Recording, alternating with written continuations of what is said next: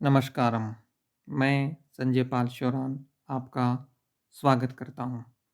RPSC की 2018 school व्याख्याता की परीक्षा जो 2020 के जनवरी माह में हुई थी, उसमें अलग अलग विषयों में 30-30 सवाल मनोविज्ञान से संबंधित पूछे गए। इस श्रृंखला में हम उन सवालों की चर्चा करेंगे। सबसे पहले, निम्न में से कौन सा सूचना एवं प्रौद्योगिकी का उदाहरण है? सही जवाब है सभी, अर्थात ई गवर्नेंस, ई बैंकिंग, ईमेल, ये सभी ICT information and communication technology के उदाहरण हैं। शिक्षा का तात्पर्य है अधिगम की दशा को व्यवस्थित करना, जो कि अधिगमकर्ता की बाह्यता से संबंधित है। शिक्षण को इस तरह से परिभाषित किया था रॉबर्ट एम गेने ने। ये जो क्वेश्चन है वो गणित के स्कूल व्याख्याता में पूछे गए थे।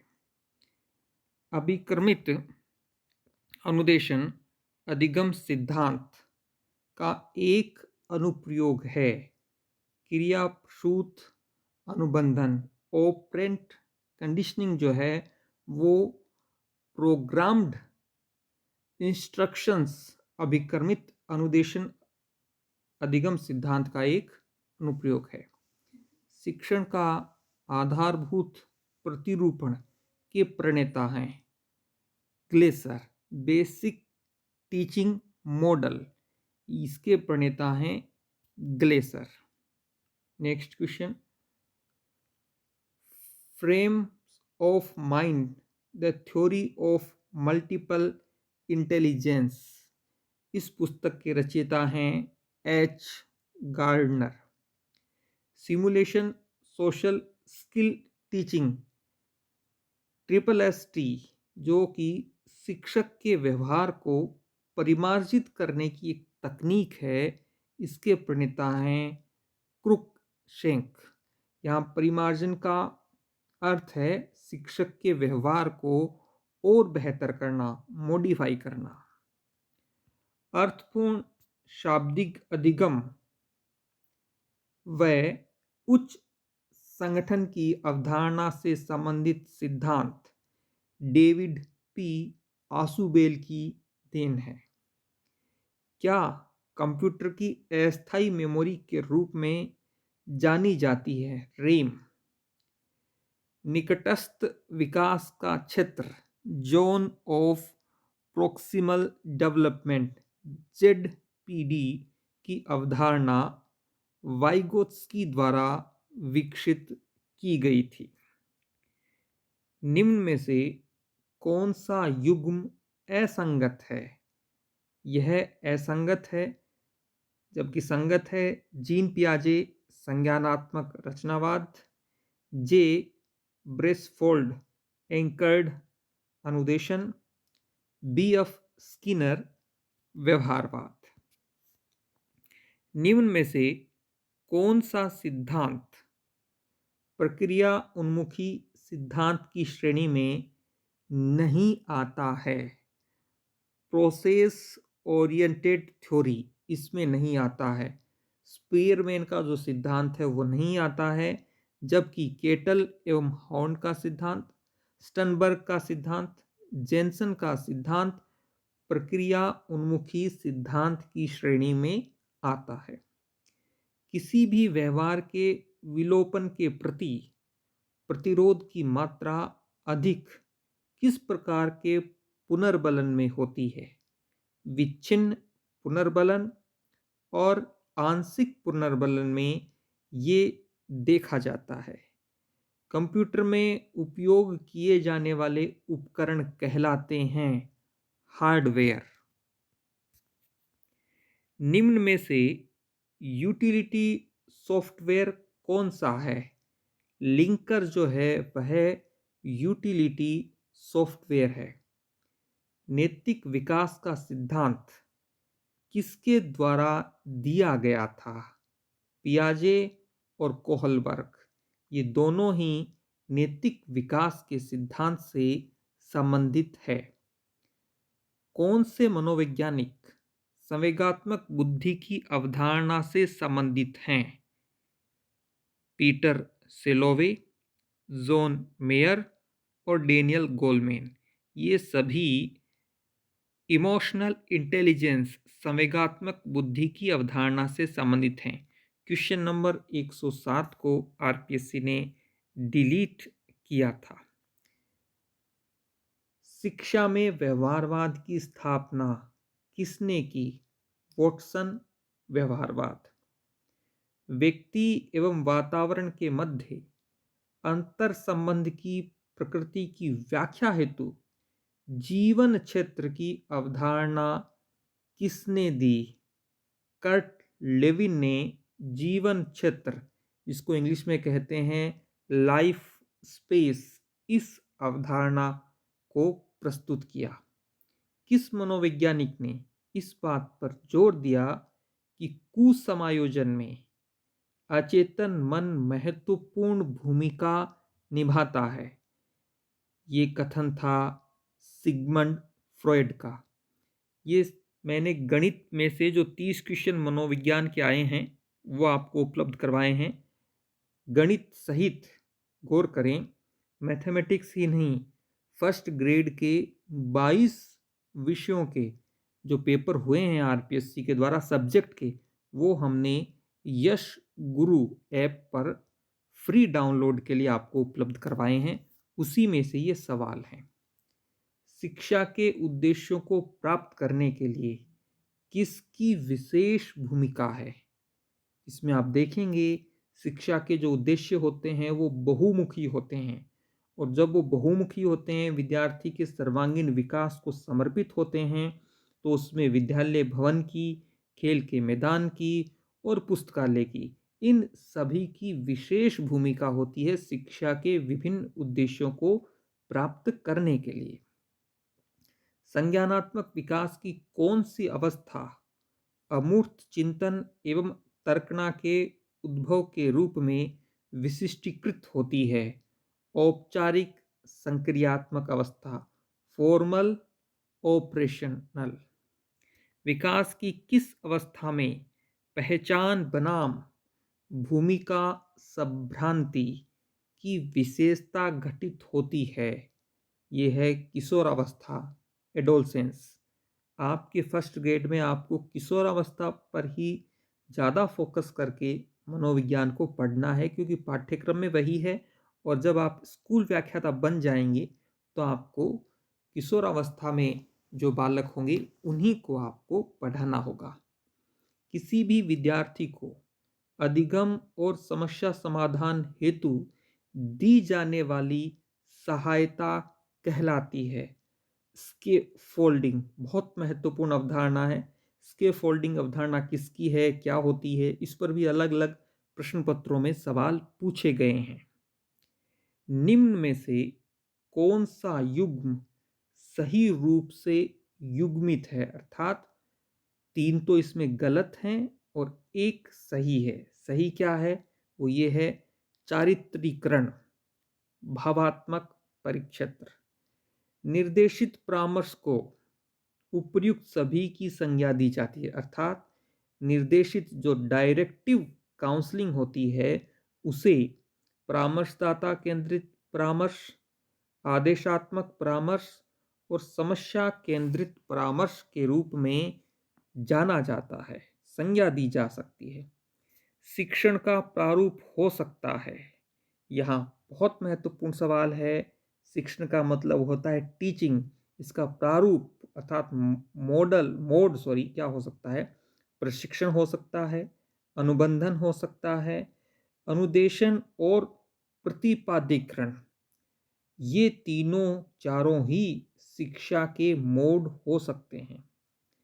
एन फ्लेंडरस द्वारा प्रतिपादित अंतःक्रिया विश्लेषण तकनीक शाब्दिक व्यवहार को परिमार्जित एवं बेहतर बनाने हेतु प्रयोग में लाया जाता है।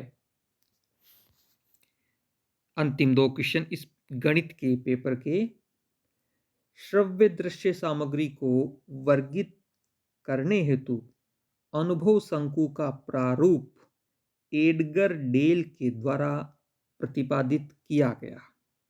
कौन सा कथन असत्य है? अधिगम परिपक्वता से संबंधित नहीं है, यह कथन असत्य है। इसका मतलब ये हुआ कि अधिगम और परिपक्वता अर्थात मेच्योरिटी में एक संबंध होता है। बाकी तीन कथन भी सत्य हो गए हैं। अधिगम एक प्रक्रिया है, सत्य। संवेग हमारी क्रिया को निर्देशित करता है, सत्य। अधिगम अभ्यास एवं प्रशिक्षण से संबंधित है, सत्य है।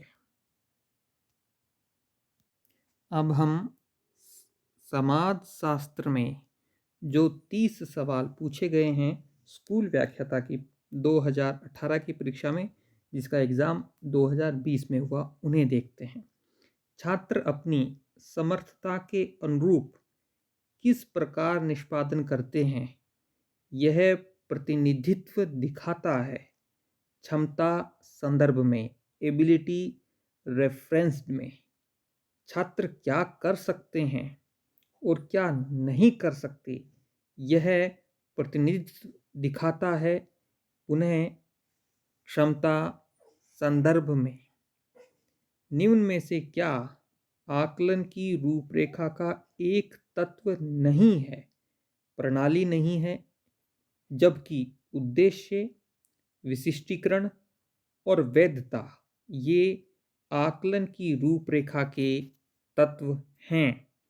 शिक्षार्थी का स्वप्रत्यय निर्भरता से स्वनिर्देशित स्तर की ओर बढ़ता है, यह मान्यता है एंड्रोगोगी की। एंड्रोगोगी का ये मानना है कि शिक्षार्थी का स्वप्रत्यय सेल्फ कॉन्सेप्ट जो होता है वह स्व निर्देशन अर्थात सेल्फ डायरेक्शननेस की ओर बढ़ता है। रॉबर्ट सिल्वेस्टर के अनुसार शिक्षक शिक्षा की पाठ्यचर्या से मस्तिष्क विज्ञान की अनुपस्थिति किस बात की संभावना को उत्पन्न करती है? शैक्षिक पिछड़ापन, एजुकेशनल बैकवर्डनेस की यह संभावना को व्यक्त करती है। छात्र सक्रिय रूप से अपने ज्ञान का निर्माण करते हैं, यह मूलभूत अवधारणा रचनात्मक उपागम की है। खुद की विचार प्रक्रिया पर सजगता तथा समझ है, मेटा कॉग्निशन। गौर करें, खुद की विचार प्रक्रिया पर सजगता तथा समझ है, मेटा कॉग्निशन। उन्नत संगठक या अधिगम वृद्धि के संगठन के लिए आव्यूह, ये मूलभूत धारणा थी डेविड आसुबेल की। रचनात्मकवाद की वर्तमान अवधारणा सम्मिश्रण है। जीन पियाजे, लेव वाइगोत्स्की तथा संज्ञानात्मक मनोविज्ञान, इन तीनों की सम्मिश्रण अवधारणा है रचनात्मकतावाद। बोलने वाले तथा सुनने वाले साझा लक्ष्य पर, जो एक दूसरे के लिए सार्थक हैं पर समान रूप से सहमत होते हैं, यह सिद्धांत है सहयोगी अधिगम, कोऑपरेटिव लर्निंग। संज्ञानात्मक विकास को किसके संदर्भ में बेहतर समझा जा सकता है? बौद्धिक विकास। MHRD के द्वारा इनमें से कौन वन स्टॉप एजुकेशन पोर्टल के रूप में विकसित किया गया है? साक्षात को। NROER है national repository of open educational resources. इस वीडियो को जब भी आपको समय मिले आप इसे बार बार सुने, देखें, जिससे जो ओल्ड प्रश्न पत्र में आए हुए क्वेश्चन हैं उन पर आपकी एक अंडरस्टैंडिंग अर्थात समझ विकसित होगी और यह अंडरस्टैंडिंग आपको क्या पढ़ना है और क्या नहीं पढ़ना इसके लिए आपको गाइड करेगी। इसलिए इनको बार बार देखें। आईसीटी को परिभाषित किया गया है विभिन्न तकनीकी उपकरण तथा संसाधन के रूप में जिससे सूचनाओं का संप्रेषण, सृजन, प्रसार, संग्रह तथा प्रबंधन किया जा सके। निम्न में से कौन राष्ट्रीय पाठ्यचर्या रूपरेखा 2005 के पाठ्यचर्या निर्माण के 5 निर्देशक सिद्धांतों का हिस्सा नहीं है? पॉइंट नंबर 3 नहीं है, बाकी 3 जो है वो हैं। ज्ञान को स्कूल के बाहर के जीवन से जोड़ना, पढ़ाई रटन प्रणाली से मुक्त हो यह सुनिश्चित करना, ऐसी पाठ्यचर्या सुनिश्चित करना जो पाठ्य पुस्तक के बाहर भी जाती हो। ये सभी जो 3 हैं ये तीनों एनसीएफ 2005 के 5 निर्देशक सिद्धांतों के हिस्सा हैं। खोज प्रशिक्षण प्रतिमान की अवधारणा नहीं है, 4 नंबर का विकल्प नहीं है, जबकि बाकी 3 जो हैं वो खोज प्रशिक्षण प्रतिमान के तत्व हैं, अवधारणाएं हैं। संपूर्ण ज्ञान अनिश्चित है, एक प्रभाव से अनेक कारण होते हैं, उत्सुकता एवं समस्या समाधान व्यक्ति की प्रकृति है। ये खोज प्रशिक्षण प्रतिमान की अवधारणाएं हैं। निम्न में से क्या सूचना प्रक्रिया प्रतिमान इंफॉर्मेशन प्रोसेसिंग मॉडल के अंतर्गत नहीं है? पॉइंट 2 नहीं है, जबकि प्रत्यक्ष अर्जन प्रतिमान, आगमनात्मक चिंतन प्रतिमान, उन्नत संगठक प्रतिमान ये तीनों सूचना प्रक्रिया प्रतिमान के अंतर्गत आते हैं। सृजनशीलता सृजनात्मकता के विकास का प्रतिमान का प्रतिपादन किया था जे गॉर्डन ने। वातावरण में वे सब बाह्य तत्व आ जाते हैं जिन्होंने व्यक्ति को जीवन आरंभ करने के समय से प्रभावित किया है, यह कथन है वुडवर्थ का। किशोरावस्था की प्रमुख मनोवैज्ञानिक विशेषता है संवेगात्मक विकास के कारण स्थायित्व एवं समायोजन का अभाव। सीफेलोकोडल विकास नियम के अनुसार पहले सिर के भाग, फिर क्रमशः धड़, हाथों और पैरों का विकास होता है। यह विकास सीफेलोकोडल विकास नियम के अनुसार माना जाता है। कौन सा नियम थॉर्नडाइक द्वारा दिए गए अधिगम के गौण नियम का हिस्सा नहीं है? थॉर्नडाइक ने अधिगम के मुख्य नियम और गौण नियम दिए हैं। यहां सवाल गौण नियम से पूछा है, हिस्सा नहीं है। विकल्प 2 हिस्सा नहीं है, जबकि बहु अनुक्रिया का नियम, तत्वों की पूर्व समर्थता का नियम, साहचर्य परिवर्तन का नियम ये थॉर्नडाइक के अधिगम के गौण नियम का हिस्सा हैं, जबकि प्रभाव का नियम जो है वह गौण नियम का हिस्सा नहीं है। अवधान के लिए संवेग एक आंतरिक प्रेरणा है, इंटरनल मोटिवेशन। निम्न में से क्या संवेग का एक तत्व नहीं है? मानसिक स्थिति जो है वह संप्रेषण का एक तत्व नहीं है, जबकि संप्रेषण संदर्भ, कम्युनिकेशन कॉन्टेक्स्ट, संप्रेषक अर्थात सेंडर जो भेजने वाला है, प्रतिपुष्टि अर्थात फीडबैक, ये संप्रेषण के तत्व हैं, जबकि मेंटल स्टेट अर्थात मानसिक स्थिति जो है वह संप्रेषण कम्युनिकेशन का तत्व नहीं है। कौन सा संगणक आधारित शिक्षण प्रतिमान की एक मुख्य विशेषता नहीं है? यह कंप्यूटर बेस्ड मॉडल की बात हो रही है। यहाँ शिक्षक का स्थान संगणक ले सकता है विशेषता। व्यक्तिक विभिन्नता को प्राथमिकता दी जाती है। यह शिक्षण की पूर्व एवं अंतर पक्ष को बल देती है।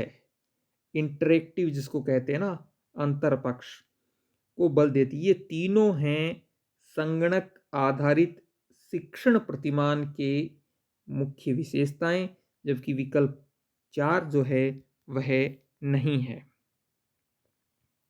निम्न में से क्या क्रियात्मक या मनोगत्यात्मक पक्ष का हिस्सा नहीं है? विकल्प ए, जबकि नियंत्रण, संयोजन और आदत निर्माण ये क्रियात्मक या मनोगत्यात्मक पक्ष का हिस्सा हैं। ज्ञानात्मक, भावात्मक तथा क्रियात्मक उद्देश्य संपूर्णता में प्राप्त किए जा सकते हैं शिक्षण तकनीक के द्वारा। गेने के अनुसार निम्नलिखित में से कौन सा सही है? नियम अधिगम संप्रत्यय अधिगम का अनुगमन करता है, यह गेने के अनुसार सही है। साइबरनेटिक्स का सिद्धांत संबंधित है प्रतिपुष्टि अर्थात फीडबैक से। प्रणाली मूल्यांकन के दौरान इनमें से क्या सार्थक नहीं है? कीमत सार्थक नहीं है सिस्टम एवोल्यूशन प्रणाली मूल्यांकन के दौरान, जबकि निष्पादन अर्थात परफॉर्मेंस, उपयोगिता और आकार ये महत्वपूर्ण हैं। ये था समाजशास्त्र का स्कूल व्याख्याता में पूछे गए 2018 की परीक्षा के मनोविज्ञान के 30 सवाल। यह है लोक प्रशासन पब्लिक एडमिनिस्ट्रेशन की स्कूल व्याख्याता की परीक्षा के 30 सवाल। शिक्षा मनोविज्ञान शिक्षा का विज्ञान है, यह परिभाषा है E.A. पील की। अध्यापन कौशल की कुछ आवश्यक बातें नीचे दी गई हैं। नीचे दिए गए अध्यापन कौशलों का कौन सा योग सर्वाधिक उचित है? इसमें विकल्प ए नहीं होगा और विकल्प ई नहीं होगा। जबकि सीखने वाले समूहों को अभिप्रेरित करना, पाठ्य वस्तु को प्रभावी ढंग से प्रस्तुत करना, श्रव्य दृश्य सामग्री का समुचित उपयोग करना, ये अध्यापन कौशलों से महत्वपूर्ण रूप से संबंधित हैं। जो छात्र कक्षा में बहुत प्रश्न पूछते हैं, आप उनके साथ कैसा व्यवहार करेंगे? सराहना करेंगे, एप्रिशिएट उनको करेंगे। कक्ष में शिक्षण अधिगम की दृष्टि से शिक्षक को बालकों के विकास में किन पक्षों को ध्यान में रखना चाहिए?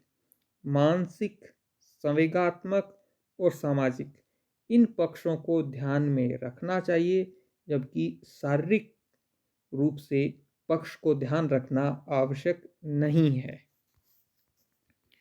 सूची प्रथम को सूची द्वितीय से हमें मिलान करना है। सक्रिय अनुकूलन B.F. स्किनर, जागरूकता प्रशिक्षण प्रतिमान W.S. फिटीज, सामूहिक अन्वेषण प्रतिमान जॉन डीवी, संज्ञानात्मक विकास प्रतिमान जीन पियाजे। अधिगमकर्ता के ज्ञानात्मक विकास हेतु प्रश्नोत्तर पद्धति का प्रयोग सर्वप्रथम किसने किया? सुकरात ने। यदि छात्र कक्षा में नहीं आए तो एक अध्यापक के रूप में आप क्या करेंगे? कारणों को समझकर समस्या का निदान करेंगे। नीचे कुछ अधिगम के सिद्धांत दिए हैं, इनमें से कौन सा युग्म सही है? ज्ञात से अज्ञात की ओर, सामान्य से जटिल की ओर, स्थूल से सूक्ष्म की ओर, ये है, जबकि विकल्प डी नहीं है। यहाँ आप एक बात पर गौर करें। यहाँ आप देख रहे हैं कि विकल्प ए और विकल्प डी में विरोधाभासी बात की गई है। 99% अवसरों पर ऐसा होता है जब किसी दो विकल्पों में एक दूसरे के विपरीत या विरोधाभासी बात की गई होती है तो उनमें से एक ही सही होता है। दोनों सही होने की संभावनाएं बहुत कम है। यहाँ आप देख पा रहे होंगे या तो ये सही होगा या फिर ये सही होगा। इसका मतलब है सी और डी दोनों एक ऑप्शन में नहीं हो सकते। इसका मतलब है विकल्प 2 नहीं हो सकता, विकल्प 3 नहीं हो सकता। आंसर क्या हो सकता है? या तो पहला या चौथा। अब ये आपको देखना है, यहाँ आपने विलोपन तकनीक से दो विकल्पों को हटा दिया है। और हमेशा याद रखें, दो विरोधाभासी बातें एक साथ सच होना संभव बहुत कम है। बालकों के व्यवहार परिवर्तन के लिए सर्वाधिक प्रभावी पद्धति है समुचित परामर्श, प्रॉपर काउंसलिंग। एक सफल शिक्षक के लिए सीखने के सिद्धांतों की जानकारी महत्वपूर्ण है, क्योंकि यह शिक्षण को सरल एवं रोचक बनाने में उपयोगी है। कक्षा शिक्षण में अध्यापक को अपना पाठ प्रारंभ करने से पूर्व निम्नांकित में से किस चरण को सर्वाधिक प्राथमिकता देना उपयुक्त होगा? वो है पढ़ाए जाने वाले पाठ से संबंधित पूर्व ज्ञान पर प्रश्न पूछना। पाठ के प्रारंभिक स्तर पर किस शिक्षण प्रविधि का सर्वप्रथम उपयोग किया जाता है? वो है मूल्यांकन करना। निम्नांकित में से कक्षा में किस प्रविधि का प्रयोग अध्यापक को छात्रों द्वारा सर्वाधिक स्मरणीय बनाता है? विषय वस्तु को समझाकर पढ़ाना।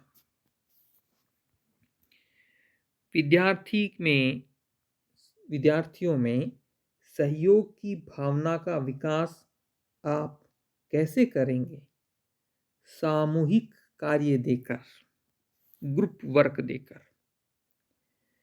शिक्षण अधिगम प्रक्रिया में निम्नांकित पदों को सही क्रम में रखें और कूट को चुनें। ये क्रम पूछा है इन्होंने, सीक्वेंस पूछा है।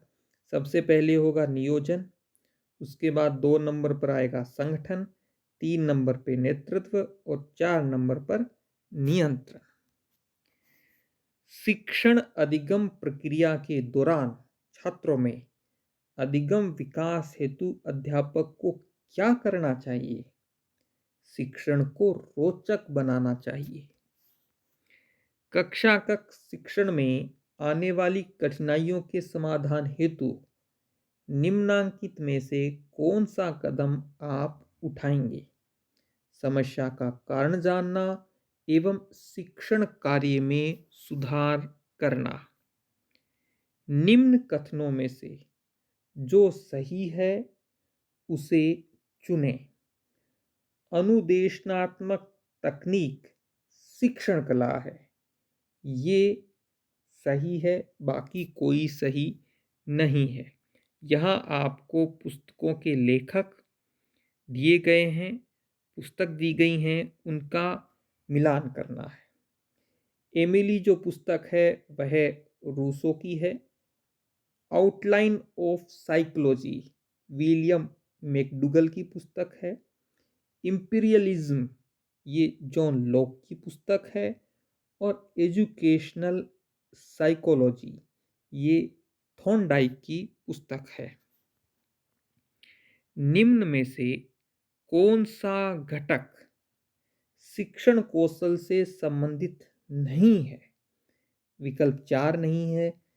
शिक्षण कौशल से संबंधित कौन से हैं? उद्दीपन परिवर्तन, पुनर्बलन कौशल, शामपट लेखन कौशल ये शिक्षण कौशल से संबंधित हैं, जबकि गाइडेंस और काउंसलिंग ये शिक्षण कौशल से संबंधित नहीं है। करके सीखना ही अर्थपूर्ण अधिगम है, यह कथन किसके द्वारा दिया गया है? जॉन डीवी द्वारा। निम्नलिखित में से कौन सा घटक संप्रेषण कौशल से संबंधित नहीं है? नियोजन अर्थात प्लानिंग जो है वह संप्रेषण कौशल कम्युनिकेशन स्किल जो है उससे संबंधित नहीं है, जबकि माध्यम मीडियम निरंतरता कॉन्टिन्यूटी और उद्देश्य मोटिव ये संप्रेषण कौशल से संबंधित हैं। यहाँ कूट मिलान दिया गया है, आप देख पा रहे होंगे। परिप्रेक्षा प्रशिक्षण प्रतिमान रिचर्ड सचमैन, आगमनात्मक चिंतन प्रतिमान हिल्डा तांबा, संप्रते संप्राप्ति प्रतिमान ये है ब्रूनर का, और सामाजिक अंतःक्रिया प्रतिमान ये है फ्लेंडर का। अधिगमकर्ता के विकास के संदर्भ में कौन सा युग्म सही नहीं है अर्थात गलत है? ये गलत है। सिगमंड फ्राइड मनोविश्लेषणात्मक सिद्धांत, जीन पियाजे संज्ञानात्मक विकास सिद्धांत, कोहलबर्ग नैतिक विकास सिद्धांत। अभिक्रमित अधिगम जहां प्रत्येक अधिगमकर्ता एक समान रास्ते का अनुकरण करता है उसे कहते हैं रेखीय अभिक्रम लाइनर प्रोग्राम। शिक्षण अधिगम में कौन सी प्रणाली उपागम की पद्धति नहीं है? बाकी तीनों हैं। प्रणाली विश्लेषण, शोध प्रणाली और प्रबंधन प्रणाली ये शिक्षण अधिगम में प्रणाली उपागम की पद्धतियां हैं। सॉफ्टवेयर उपागम तकनीक का एक प्रकार है जो मूर्त व अमूर्त। निम्न में से कौन सी विद्युत मस्तिष्क के रूप में सर्वाधिक लोकप्रिय एवं ज्ञान को अद्यतन बनाने वाली सहायक सामग्री है? कंप्यूटर। कंप्यूटर आधारित अनुदेशन व्यक्तिगत अनुदेशन है, क्योंकि एक कंप्यूटर अधिगमकर्ता के प्रारंभिक व्यवहार के आधार पर अनुदेशनात्मक सामग्री का निर्णय लेता है। निम्न सूची में गलत युग्म का चयन करें। इसमें ये गलत युग्म है विकल्प 3 कार्ल रोजर्स, अनिर्देशित प्रतिमान सही, थेलन समूह अन्वेषण प्रतिमान सही, ग्लेसर कंप्यूटर आधारित शिक्षण प्रतिमान सही। अधिगम को प्रभावी बनाने के लिए लक्ष्य को विद्यार्थियों की आवश्यकता एवं उद्देश्यों के संदर्भ में अर्थपूर्ण होना चाहिए। अधिगम की मुख्य विशेषता यह है व्यवहार में परिवर्तन लाना। एक प्रभावी शिक्षक वह है जो विद्यार्थियों को अधिगम हेतु अभिप्रेरित कर सकता है। प्रशिक्षण का नकारात्मक हस्तांतरण अन्य किस नाम से जाना जाता है? स्वभाव हस्तांतरण। ब्लूम के अनुदेशनात्मक उद्देश्यों के वर्गीकरण में कौन सा पक्ष सम्मिलित नहीं है? सामाजिक जो है वह सम्मिलित नहीं है, जबकि संज्ञानात्मक, भावात्मक और मनोगत्यात्मक ये सभी ब्लूम के अनुदेशनात्मक उद्देश्यों के वर्गीकरण में शामिल हैं। अधिगम हेतु मूल्यांकन निम्न में से किसको छोड़कर अन्य को ध्यान में रखता है? विद्यार्थियों की आदतों को छोड़कर अन्य को ध्यान रखता है, जिसमें शामिल है विद्यार्थियों की दक्षता, विद्यार्थियों की आवश्यकताओं और विद्यार्थियों की अधिगम शैली। एक विद्यार्थी जो परीक्षा में असफल हो जाता है वह परीक्षक को दोष देता है। इस प्रकार की रक्षा युक्ति कहलाती है प्रक्षेपण, प्रोजेक्शन। संवेग की प्रकृति के विषय में कौन सा कथन सही है? संवेगों की अभिव्यक्ति को अधिगम द्वारा परिवर्तित किया जा सकता है। WHO विश्व स्वास्थ्य संगठन के अनुसार किशोरावस्था 10 से 19 वर्ष की अवस्था के मध्य की अवस्था है। कौन सी किशोरावस्था की विकासात्मक समस्या नहीं है? विकल्प ए नहीं है, जबकि माता पिता के साथ समायोजन, मनोदशा का अत्यधिक परिवर्तन और समुदाय के साथ समायोजन में कठिनाई ये किशोरावस्था के विकासात्मक समस्या में शामिल हैं। पियाजे के द्वारा प्रतिपादित बालक के संज्ञानात्मक विकास के सिद्धांत में 7 से 12 वर्ष की अवस्था को मूर्त संक्रियात्मक अवस्था कहा गया है। किस प्रकार का अनुबंधन अधिगम के लिए सर्वाधिक प्रभावी है? विलंबित अनुबंधन जो है वो सर्वाधिक प्रभावित माना जाता है। 115 क्वेश्चन डिलीट है।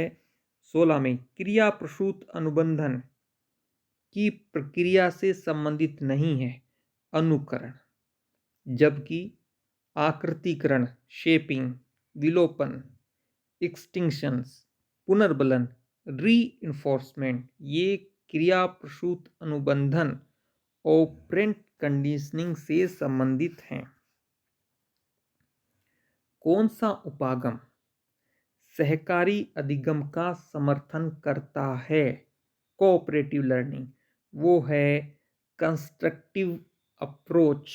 निर्मितवादी या निर्माणवादी जो उपागम है वह सहकारी अधिगम का समर्थन करता है। कौन सा कुसमायोजन का सामाजिक कारण नहीं है?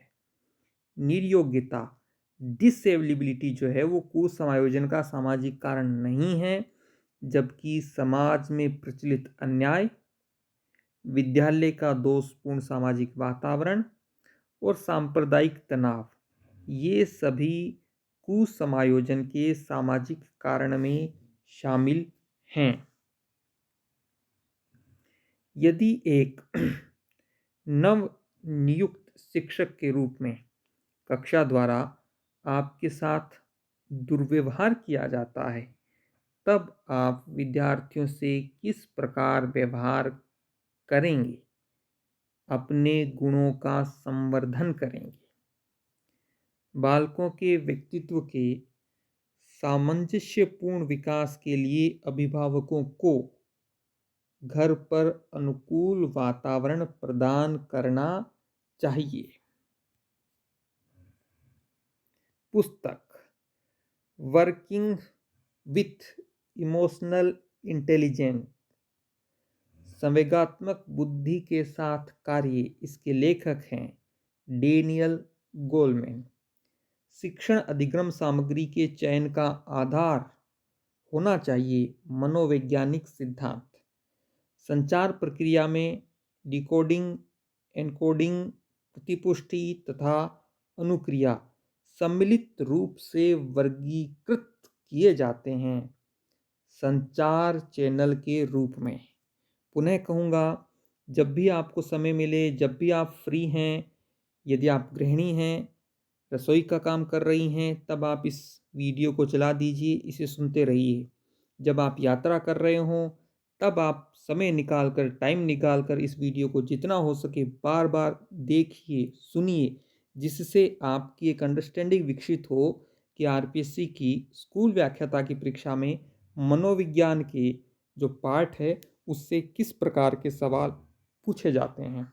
और ये सभी पीडीएफ आपको यश गुरु ऐप पर फ्री डाउनलोड के लिए हमने उपलब्ध करवा दी हैं। जन संचार में चयनात्मक धारणा प्रत्यक्षीकरण प्राप्तकर्ता के ग्रहणशीलता पर निर्भर करती है। जनसंचार में चयनात्मक धारणा अर्थात प्रत्यक्षीकरण यह प्राप्तकर्ता के ग्रहणशीलता पर निर्भर करती है। कौन सी संप्रेषण विधि सर्वाधिक प्रभावी है? बहुसंचार विधि, मल्टीमीडिया मेथड। शिक्षण प्रतिमान है, शिक्षण के अनुदेशनात्मक प्रारूप। निम्नलिखित में से कौन सा अभिक्रमित अधिगम का मूलभूत सिद्धांत नहीं है? ये नहीं है, जबकि तत्काल पुनर्बलन, स्वगति, स्व या विद्यार्थी द्वारा परीक्षण ये अभिक्रमित अधिगम के मूलभूत सिद्धांत हैं। कौन सी प्रणाली शैक्षिक तकनीक द्वितीय के नाम से जानी जाती है? कोमल उपागम, सॉफ्टवेयर अप्रोच। कक्षा में प्रभावी संप्रेषण के लिए किसका कौन सा योगदान देता है? अंतरक्रियात्मक वातावरण, इंटरैक्टिव एनवायरनमेंट वह कक्षा में प्रभावी संप्रेषण के लिए योगदान देता है। निम्न में से ये क्वेश्चन डिलीट हो गया है। एक कंप्यूटर प्रोग्राम जो एक समय में प्रोग्राम निर्देशों को मशीनी भाषा में अनुवाद करता है कहलाता है कंपाइलर। ये आप देख पा रहे होंगे, यश गुरु एप्लीकेशन पर हमने आरपीएससी की फर्स्ट ग्रेड और सेकंड ग्रेड की जितनी भी परीक्षाएं हुई हैं, फर्स्ट ग्रेड में हमने 22 विषयों के 2011-12 के बाद जितने भी पेपर हुए हैं उनकी आंसर की सहित हमने पीडीएफ फ्री में डाउनलोड के लिए उपलब्ध करवाई है। सेकंड ग्रेड के लिए भी हमने 9 विषयों की जो पेपर्स हैं, जिसमें सामाजिक विज्ञान, गणित, विज्ञान, हिंदी, अंग्रेजी, उर्दू, संस्कृत, पंजाबी और सिंधी, ये 9 विषय सेकंड ग्रेड के हैं। इनकी भी पीडीएफ हमने कुछ की उपलब्ध करवा दी है, कुछ की 1-2 दिन में उपलब्ध करवा देंगे। तो आप इस आइकॉन पर क्लिक करके जो भी आपका विषय है उसकी पीडीएफ को आप ज़रूर डाउनलोड कर लें। और मनोविज्ञान की आपको यह हमारी क्वेश्चन की सीरीज़ कैसी लगी? 5 वीडियो में हम लगभग 18-20 पेपर हैं, क्योंकि पंजाबी हुआ, उर्दू हुआ, वो तो हम कवर नहीं कर पाएंगे। तो बाकी जो 18-20 विषय हैं उनके पेपर आपको 5 वीडियो में, ये पार्ट 1 था, आपको उपलब्ध होंगे। वीडियो कैसा लगा कमेंट करें। वीडियो अच्छा लगा हो तो अपने दोस्तों के साथ ज़रूर शेयर करें। धन्यवाद।